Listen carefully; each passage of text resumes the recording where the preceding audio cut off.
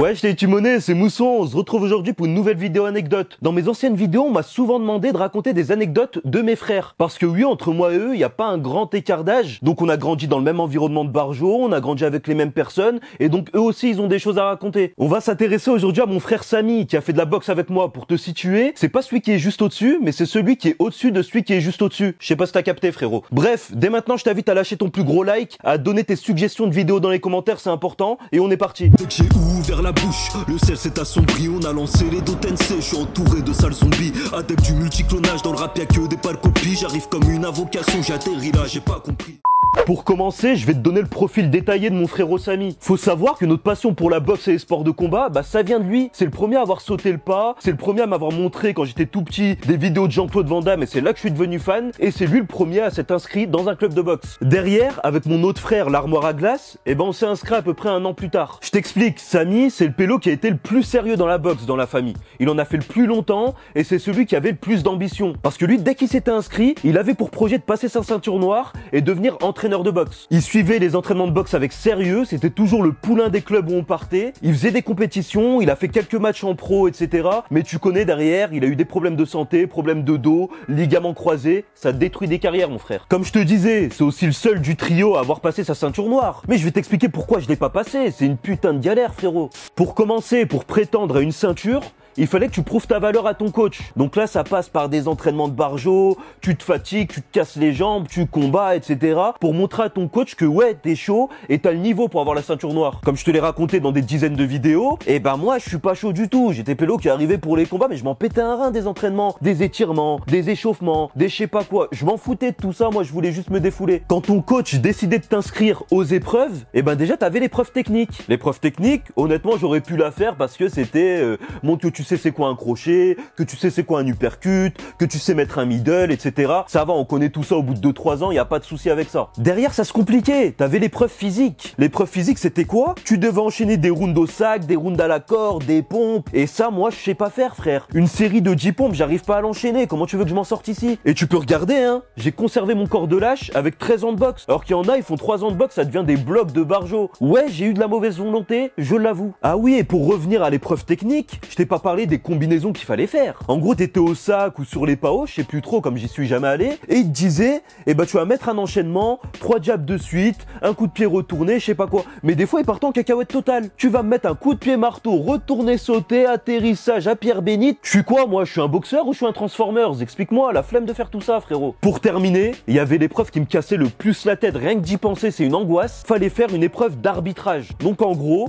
tu devais concrètement arbitrer des combats de boxe. Le but, si je me trompe pas, c'était de montrer que tu maîtrisais toutes les règles du full contact, mais que tu savais aussi les faire appliquer. C'est bon, la flemme de subir toutes ces épreuves de Koh-Lanta, tout ça pour changer la couleur d'un truc qui va servir concrètement à tenir ton pantalon. Et j'en ai pas besoin. Je veux une ceinture noire, j'achète une ceinture noire, casse-moi pas la tête. Bref, mon frère, après toutes ces galères, il arrive à avoir sa ceinture noire. Et on peut l'applaudir en commentaire. Là, il s'est dit, maintenant j'ai ma ceinture noire. Je vais pas m'arrêter là, je vais faire le premier dan, deuxième dan, etc. Tu connais. Mais je vais quand même me renseigner pour monter mon club. Ou alors être intervenant ponctuellement dans les MJC ou dans d'autres clubs justement qui sont déjà montés. Faut savoir qu'à cette époque, il avait déjà des très bons liens avec la MJC du quartier, mais aussi avec la mairie. Donc les gens le connaissaient, il faisait des petites actions pour la culture de la ville, etc. Et donc il pouvait enquiller là-bas. Un soir, il était avec des collègues à la MJC et il leur indique qu'il a obtenu sa ceinture noire. Eux tous fiers de lui, ils le félicitent, etc. Et ils lui disent, ça tombe bien. Bientôt, on a prévu dans notre programme de rajouter des cours de self-défense. Et étant donné que t'as fait des arts martiaux, peut-être que tu pourrais les animer. C'est des cours simplement pour donner les bases à des gamins qui ont entre 8 et 15 ans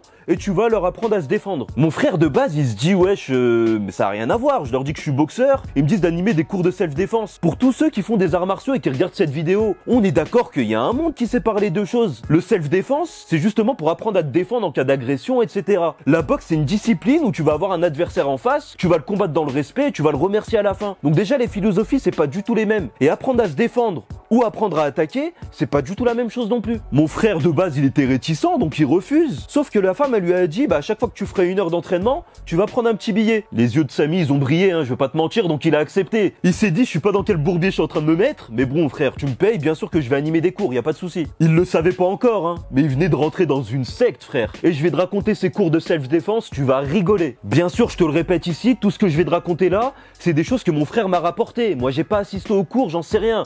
Mais lui, il était tellement mort de rire quand il me l'a dit que je me suis dit pourquoi pas en faire une vidéo. Faut savoir que durant les cours de self-défense qu'il devait animer, il était accompagné d'une assistante. Mais une assistante éclatée qui avait jamais fait de sport de combat, donc elle savait même pas comment ça marchait, frérot. Il me dit, je suis rentré pendant le cours comme je rentre dans Cobra Kai.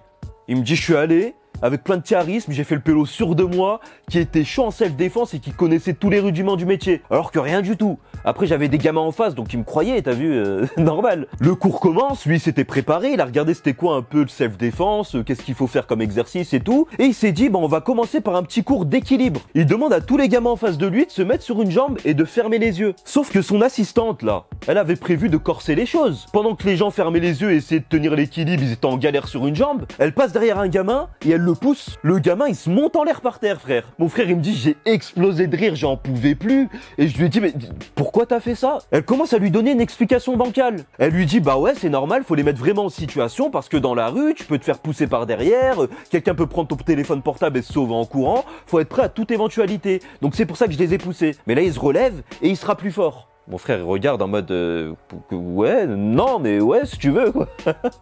L'entraînement continue. On était passé sur les échauffements, cet exercice bizarre d'équilibre, et derrière, ils sont passés sur les exercices techniques. Mais mon frère, il a aucune technique en self-défense. Surtout que la self-défense, si j'ai bien compris, c'est basé sur tout ce qui est clé de bras, etc. Rien à voir, on n'a jamais fait de clé de bras de notre vie, nous. Samy, il s'est dit, je vais les mettre en situation. Il a mis 2 gamins face à face, et il a dit, il y en a un qui fera l'agresseur et l'autre qui fera la victime. T'as un agresseur qui arrive avec un couteau, et qui veut prendre ton téléphone portable. Comment tu réagis? Eh ben, je vais t'expliquer ça dans cette vidéo, frérot. Samy, de base, il leur donne un vrai conseil. Il leur dit, bah écoute, si t'as quelqu'un qui est armé d'un couteau, déjà la première chose, c'est de prendre la fuite. Si tu peux pas prendre la fuite et qu'il te menace de prendre ton téléphone portable, donne-lui. Le but, c'est que tu sois pas blessé. Sauf que frère, on était dans une MJC de rats, donc qu'est-ce qu'ils s'en pètent un rein, les gamins, ils veulent se taper, ils veulent du sang. Ils s'en foutent que tu leur dises sauve-toi comme une mouille. Mon frère, il se rend compte de tout ça et il leur dit, par contre, si vous voulez affronter le danger, je vais vous montrer comment on l'affronte. Il dit au pélo qui se passait pour la victime, eh ben regarde, t'as un téléphone dans la main. Lui, il vient de raquette. Oublie pas que le téléphone, en dehors d'être un outil pour appeler quelqu'un, ça peut aussi être une arme, parce que c'est dur, c'est lourd, etc. Ouais, il disait n'importe quoi, mais bon...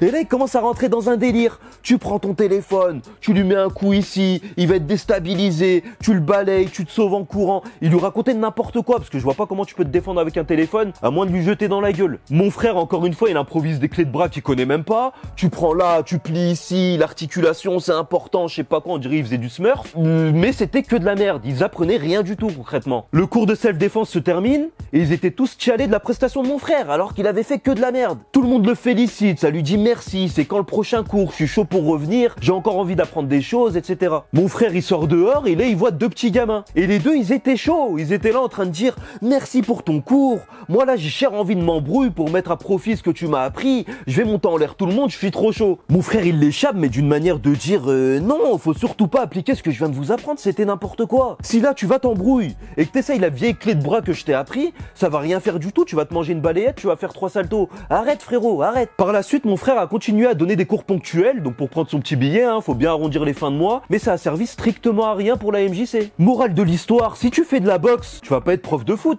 On arrive à la fin de cette vidéo, c'était Mousson, j'espère qu'elle t'a plu. Si c'est le cas, comme d'habitude, tu likes, tu commentes, tu partages à tes potes, et surtout tu me rejoins sur tous les réseaux sociaux. Mousson TV, Mousson TV, Mousson TV. Allez, ciao!